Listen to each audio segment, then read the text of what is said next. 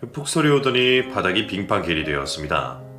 간호사 친구 말로는 요즘 빙판길에 미끄러져서 손목이고 발목이고 부러져서 수술받는 분들이 많으시다고 하더라고요.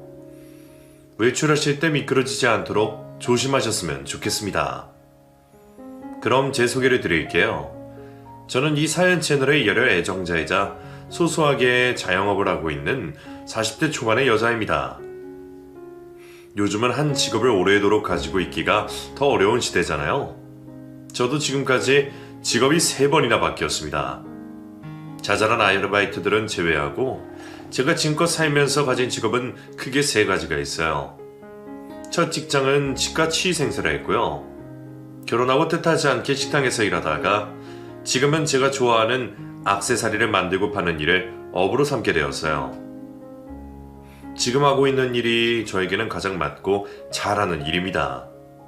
제 걱정이 많으셨던 저희 엄마도 지금 절 보면 가끔씩 이런 말씀을 하세요. 우리 정아 요즘 얼굴이 확 폈어. 너 그때 감자탕 집에서 일할 때 아휴 아주 내가 얼마나 속상했던지 지금 생각해도 열불나 미치겠다. 엄마는 새삼스레 뭘 그때 이야기를 해. 다 잊어버려. 그렇지 있냐? 못 잊어. 아이고 우리 엄마도 늙네 늙어. 지금 잘 살면 됐지 뭐. 제가 말은 그렇게 했지만 실은 저희 엄마의 마음을 100번 1000번 이해해요. 저희 가족에게는 얽히고 설킨 실타래 같은 인연과 사연이 있거든요. 세상의 모든 직업이 힘들겠지만 저는 시어머니의 감자탕 가게에서 일했던 때가 몸도 마음도 인생에서 가장 힘들었던 시기였습니다. 그 악독한 시어머니와 저희 친정엄마의 관계도 그렇고 참 생각해보면 사람 인연이라는 게 정말 무서운 것 같아요. 그리고 우리나라 땅덩이가 정말 작구나 싶기도 합니다. 무슨 일인가 싶으시죠? 지금부터 저희 모녀가 가지고 있는 사연을 조금씩 풀어보겠습니다.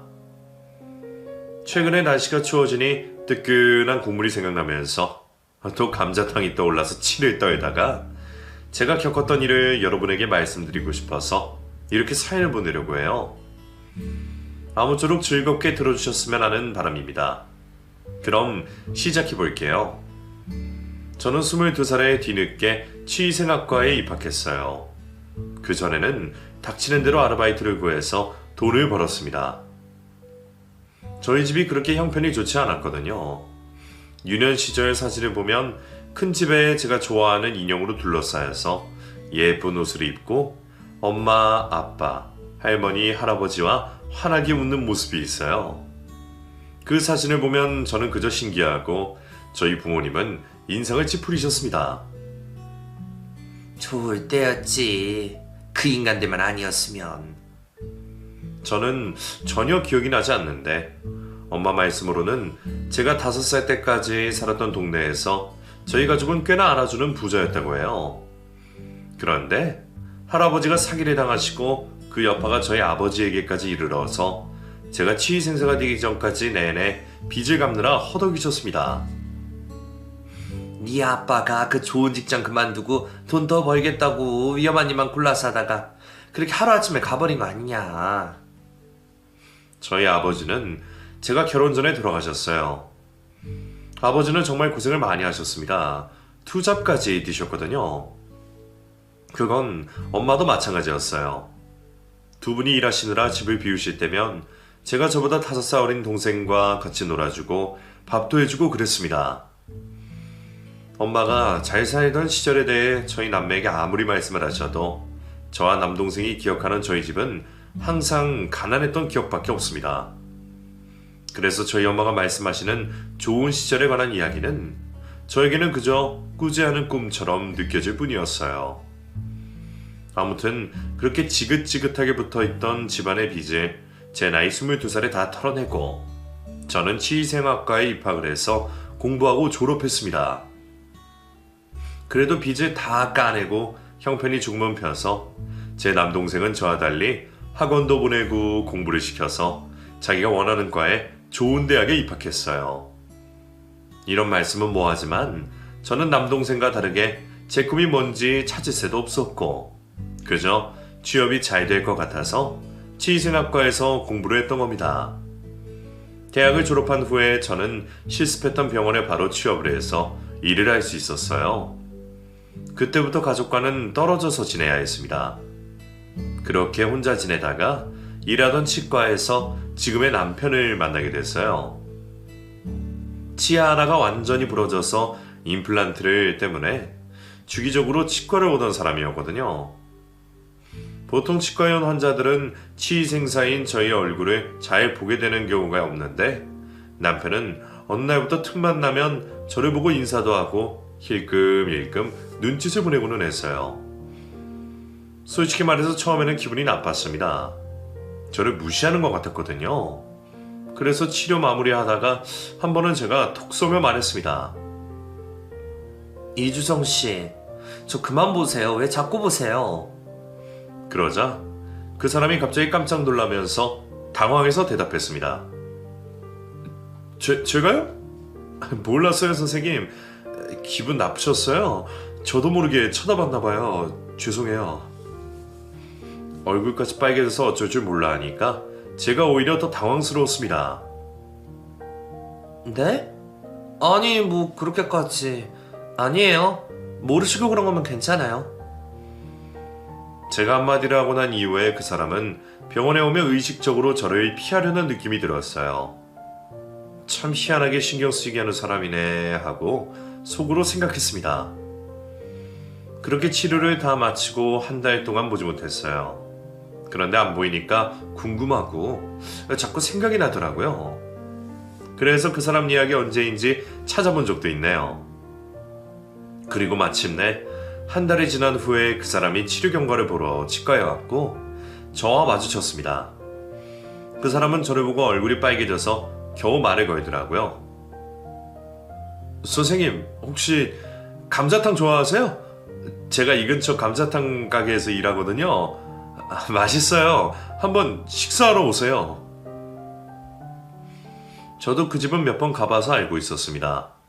그 동네에서 워낙 맛집으로 유명해서 점심시간 때 조금이라도 늦으면 자리를 잡을 수가 없을 만큼 잘 되는 곳이었어요. 하지만 사장님이 불친절하다고 소문이 난 곳이기도 했습니다. 아무튼 얼마 후에 직장 동료들과 함께 같이 감자탕을 먹으러 갔습니다. 가게에 가서 저도 모르게 그 사람을 찾고 있더라고요. 음식 주문을 하고 두리번거리고 있는데 주방에 있던 그 사람이 절 보더니 환하게 웃으며 다가왔습니다. 그 사람 눈에는 저밖에 보이지 않는 것 같았어요. 선생님, 오셨네요? 그 사람의 말에 다른 직원들이 어리둥절해하며 그 사람과 저를 번갈아 보고는 말했습니다. 어머, 우리 병원 환자분 아니세요? 여기서 일하셨구나. 근데 정화스만 보이나 봐. 저희는 안 보이세요? 저희도 같이 왔어요. 직원들이 그렇게 말하며 웃자 그제서야 다른 직원들을 보고 깜짝 놀라더니 얼굴이 또 금세 빨개지더라고요. 그리고는 주문도 받지 않고 그 자리에서 멍하니 서 있는데 웬 아주머니의 불호령이 떨어졌습니다. 주성아, 넌 멍청하게 서서 뭐하냐? 주문 안 받아? 어찌나 목청이 크던지 식당 사람들 전부 소리가 나는 쪽을 돌아봤습니다. 인상을 잔뜩 찌푸린 표독스러운 얼굴에 그냥 딱 봐도 욕심 많게 생긴 아주머니였어요. 저 사람이 그 유명한 불친절한 사장님인가 보다 싶었습니다. 전에 왔을 때는 보지 못했거든요. 동료들은 이미 알고 있는지 수근거렸어요. 저 사장님만 있으면 여기 오기 싫더라. 올 때마다 꼭 한 번씩 저렇게 큰 소리 친다니까. 그러니까 말이야, 뭐가 저렇게 맨날 화가 나 있는지 모르겠어. 동료들은 그런 이야기를 했고 난감해하는 그 사람에게 제가 주문을 했습니다. 저희 감자탕 대짜 하나 주세요. 조금만 기다리세요. 맛있게 해드릴게요. 그때는 그 사람이 그저 아르바이트생인 줄 알았습니다. 마음도 여린 사람이 참 고생한다 싶어서 짠하더라고요. 그리고 음식을 기다리던 중 제가 화장실에 다녀오던 길에 그 사람이 저에게 수줍게 쪽지를 건넸어요. 순식간에 벌어진 일이었습니다. 그리고 몰래 열어봤더니 진심이 담긴 메시지가 적혀 있었어요. 제 전화번호입니다. 부담 갖지 마시고 조금이라도 제가 궁금하시면 연락 주세요. 그리고 저는 당장 그날 저녁 받은 연락처로 전화를 했습니다. 저인 줄 모르고 받은 그 사람은 깜짝 놀라더라고요. 소심한 줄만 알았는데 알면 알수록 자기 주관도 뚜렷하고 성실한 사람이라서 반했습니다. 그 이후로 자주 연락을 주고받다가 연애를 했어요. 사귀고 난 이후에야 그 사람의 엄마가 바로 감자탕 가게 사장님이란 사실을 알게 되었습니다. 그날은 그 사람이 일찍 퇴근하고 저를 만나러 온다고 했어요. 둘이서 같이 카페에 갔다가 감자탕 가게를 빠르게 지나가는데 문이 획 열리더니 사장님이 냅다 소리를 질렀습니다. 주성이 너 일 안 하고 나가더니 여자 만나냐? 뭐하냐 손님 많어. 들어와서 일해. 너도 같이 들어와.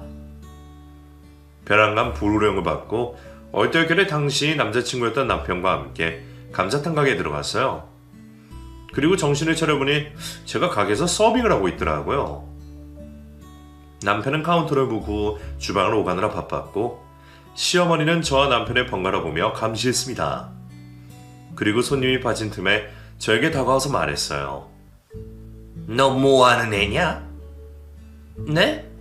저 치해 생사하는데요. 주성이랑 사귀냐? 네? 네, 안녕하세요. 처음 뵙게 됐고 치 생사면 별 볼 일도 없네. 이제 그만 가봐라. 우리 주성이랑은 다시는 만날 생각하지 말고. 그러면서 제 등을 떠밀고 식당에서 내쫓았습니다. 너무 비참하기도 하고 기분이 나빴어요. 그날 새벽에 남편에게 전화가 오는데 저는 받을 수가 없었습니다. 그날 시어머니에게 받은 상처가 말도 못했거든요. 문자로 미안하다며 자기도 본인 엄마가 감당이 안 된다고 구구절절 보내놨더라고요. 그래서 다음날 바로 남편을 만나서 이야기를 들었습니다. 엄마가 진짜 고집이 세. 나는 감자탕 가게에서 일하기 싫었어. 공무원 하려고 했는데 2차에서 떨어졌었거든. 그러니까 때려치라면서 감자탕 가게나 물려받으라는 거야. 그때 심적으로 너무 지쳐있어서 그냥 아르바이트나 할 겸 했는데 그때부터 건널 수 없는 강을 건넜어. 남편은 시어머니로부터 어릴 때부터 학대를 받았다고 했습니다. 중학생 때까지 재산이 많던 할아버지 밑에서 살다가 할아버지가 도박과 사기죄로 전과자가 되면서 집이 완전히 망했다고 했어요. 남편의 부모님은 매일 다투시다가 결국 이혼을 하셨고 시어머니는 할아버지가 몰래 빼돌렸던 재산을 가로채서 감자탕 가게를 시작했다고 했습니다. 돈이 최고인 줄 안다니까. 자기 아들이 어떤 마음으로 살았는지는 전혀 이해하지 않고 나 정말 괴로워. 미안해 정화씨. 나 지금 엄마 몰래 공인중개사 자격증 시험 공부하고 있어. 하루라도 빨리 엄마 그늘에서 벗어나고 싶은 게 내 소망이야. 그러면서 본인이 공부 중인 공인중개사 책을 보여주더라고요. 밑줄을 그어가며 열심히 공부한 흔적이 보였습니다. 남편의 간절함을 보고 나서 저는 다시 남편과 진지하게 연애를 했어요. 그 사람과 결혼을 결심하고 난 이후에는 속도 없이 결혼 승낙을 받기 위해서 가끔 감자탕 가게에 가서 일손을 도왔습니다. 그때는 사랑의 눈이 멀어서 뵈는 게 없었던 것 같아요. 그랬으니 그렇게 고생을 자처했겠죠. 지금이라면 어림도 없는 짓입니다. 아무튼 제가 감자탕 가게에 가면 우거지 삶는 일부터 시작해서 홀서빙에 설거지까지 돈 안 받고 거저 일하는 노예나 다름이 없었어요. 정말 정직하고 저밖에 모르는 남편 하나만 믿고 그렇게 했네요. 그러다 보니 차차 시어머니의 눈에도 제가 마음에 들었던 모양입니다. 한 달을 일했을까 시어머니가 처음으로 칭찬을 했습니다. 일을 좀 하네.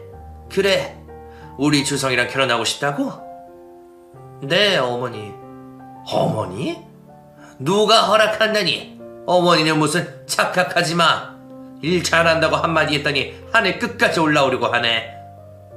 대화를 듣고 남편이 다가와서 단호하게 말했습니다. 됐어. 정아씨 관둬요. 못하러 여기 와서 이렇게 생고생을 해요. 그만 와요. 엄마도 평생 나 보기 싫으면 마음대로 하세요. 그리고 남편은 제 손을 붙잡고 식당 밖으로 나왔습니다. 시어머니는 쫓아나와서 난리를 쳤고요. 그 후로 남편은 집도 나와서 살고 시어머니의 감자탕 가게에 일손을 도우러 가지도 않았어요. 충분히 직원을 더 뽑을 여력이 되면서도 시어머니는 돈 욕심 때문에 직원을 뽑지 않고 애꿎은 남편을 부려먹었던 겁니다.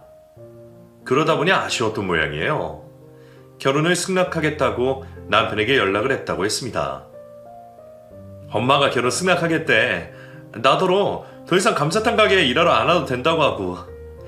정아야, 내가 잘할게. 나랑 결혼하자. 그렇게 저희는 상견례 자리를 갖게 되었습니다. 멀리 떨어져서 지내던 저희 부모님에게 먼저 인사를 드리러 갔어요.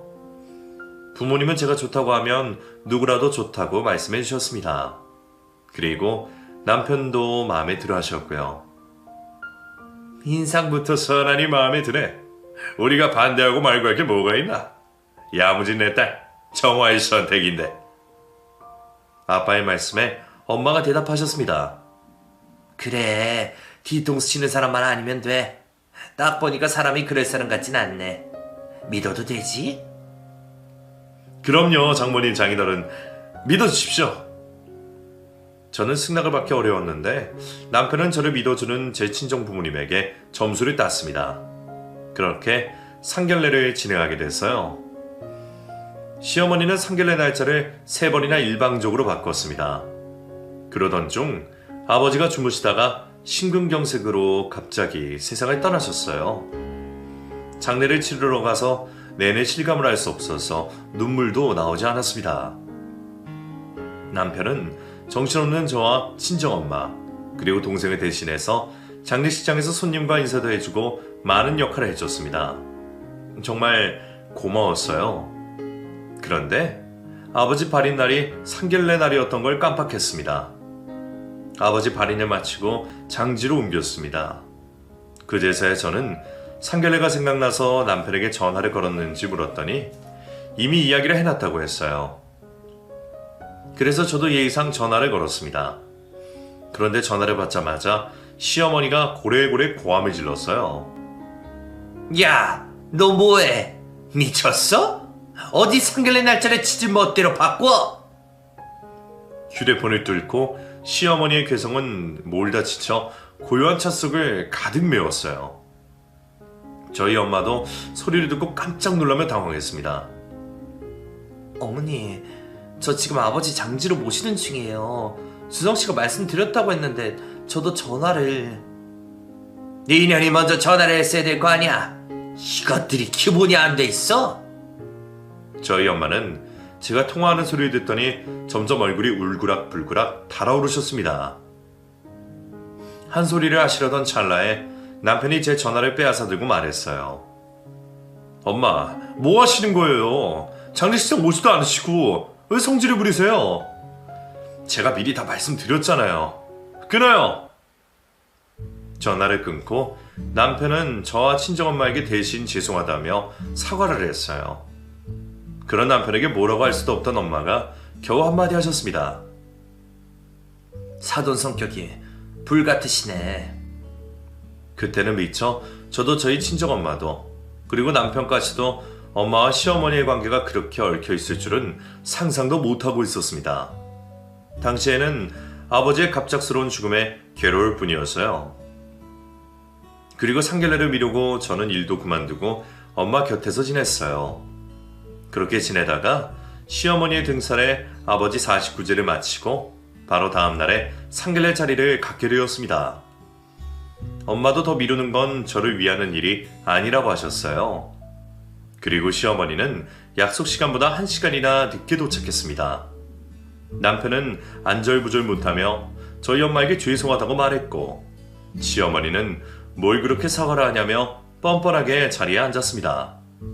그런데 저희 친정엄마가 시어머니를 한참 들여다보더니 난데없이 반말을 하셔서 깜짝 놀랐어요. 너 맞지? 너 모모읍에 살던 최미러 맞지? 나 몰라? 저희 엄마의 말에 시어머니가 인생을 찌푸리며 엄마를 노려보더니 서서히 인상이 풀리고 얼굴이 질려서 어쩔 줄을 몰라 했습니다. 너? 그게 난 잘 모르겠는데 사돈 왜 갑자기 난데없이 반말을 하시고 네가 어떻게 날 몰라? 나 김희숙이야. 나 정말 몰라? 너희 집안이 우리 시아버지한테 사가지고 사기치고 야반도주 했잖아. 그 후에 우리가 얼마나 고생했는지 알아? 저희 엄마의 말에 시어머니가 정색을 했습니다. 참 무슨 말씀인지 하나도 모르겠네요. 저 최미려 아니고 최미자입니다. 어디 상결자리에 나와서 아유 참. 저희 엄마는 그렇게 말하던 시어머니를 계속 노려보고만 있었습니다. 시어머니는 식은땀이 나는지 연신 손수건으로 머리에 땀을 닦아내고 있었고요. 제가 평소에 알던 시어머니의 모습과는 영 딴판이었어요. 어떻게든 자리를 빨리 마무리하고 싶어서 안절부절하고 있었습니다. 일단 애들이 결혼한다니까 제가 집은 해줄 거거든요. 뭐 예식장도 애들이 하나 낳다고 하고 나는 예단이나 뭐나 그런 거 받을 생각도 없고. 암튼 식단 개방 파스천이만 가볼게요. 주성아 이따 보자. 넌 더 이따가 와. 시어머니는 그렇게 말하고 밥도 제대로 먹지 않은 채 자리를 떠났습니다.